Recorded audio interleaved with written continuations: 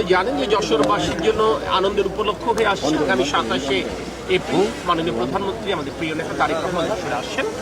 যশোরে ওনার সারাদিন ব্যাপী কর্মসূচি আছে।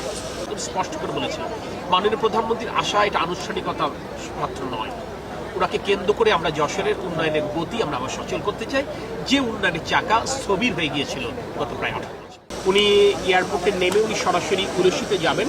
শহীদ রাষ্ট্রপতি জিয়া রহমানের সিট বিজেপি যে খাল, সেই খাল উনি পুনঃখনন কর্মসূচিতে অংশ নেবেন। এরপর তিনি যশোরে ফিরে এই যেটা বেগম খালেদা জিয়া 2006 সালে যশোর মেডিকেল কলেজ হাসপাতালে ঘোষণা দিয়েছিলেন ঐতিহাসিক জনসভায় ঈদগাহ ময়দানে, সেই মেডিকেল কলেজ হাসপাতাল এখনো যশোরবাসী পায়নি। যশোরবাসীর প্রতি আমাদের রাজনৈতিক অঙ্গীকার ছিল নির্বাচনের আগে আমরা 500 শয্যা বিশিষ্ট মেডিকেল কলেজ আমরা স্থাপন করব।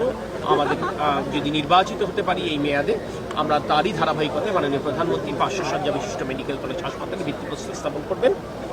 এরপরে উনি কোনো এক ফাঁকে যশোর পাবলিক লাইব্রেরি পরিদর্শন করবেন। শেষে জনসভাতে অংশ নিয়ে তিনি যশোর ত্যাগ করবেন।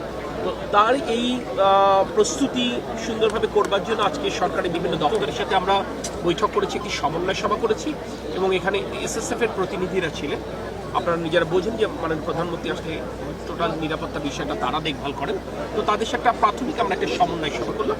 এটার ফলো আপ সভা 20 তারিখের পরেও আরও একটা দিন হবে। এর মাঝখানে আমরা কিছু আমাদের প্রত্যেকের দায়িত্ব আমরা নির্ধারণ করে নিলাম, সে দায়িত্বটা কবে আমরা শেষ করব নিজেরা সেটা ঠিক করলাম। সবচেয়ে বড় ব্যাপার আমরা মনে করছি মাননীয় প্রধানমন্ত্রীর যশোর আশাকে উপলক্ষ করে শুধু উলসি খাল পুনঃখনন না, শুধু 500 শয্যা বিশিষ্ট মেডিকেল কলেজ হাসপাতালে ভিত্তিপ্রস্তর স্থাপন না, এই মাননীয় প্রধানমন্ত্রী আশাকে কেন্দ্র করে আমরা যশোরের উন্নয়নের চাকাকে আবার সচল করতে চাই। আমরা তার জন্য আসলে মূলত প্রস্তুত করছি।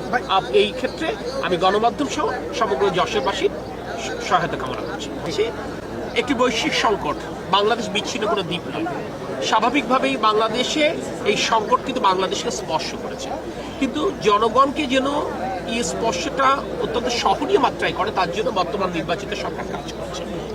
আমি আপনাদেরকে বলতে পারি আমাদের সম্পদের সীমাবদ্ধতা আছে, তারপরেও বর্তমানে ইরিগেশন টাইম চলছে, এই কারণে কৃষকদের সেচের যেন কোনো ক্ষতি নয়, যে কারণে তাদেরকে বিদ্যুৎ যেন নিরবিচ্ছিন্নভাবে পায়, জ্বালানি তেল যেন তাদের চাহিদা মতো পায়, তার জন্য আমরা জেলা প্রশাসনকে নির্দেশনা দিয়েছি এবং তাদের সাথে BPC বাংলাদেশ পেট্রোলিয়াম কর্পোরেশনের একটি সমন্বয় আমরা করে দিয়েছি এবং আমরা প্রতিদিনই এটা ফলো আপ করছি, আমরা এটা নিশ্চিত করতে চাচ্ছি।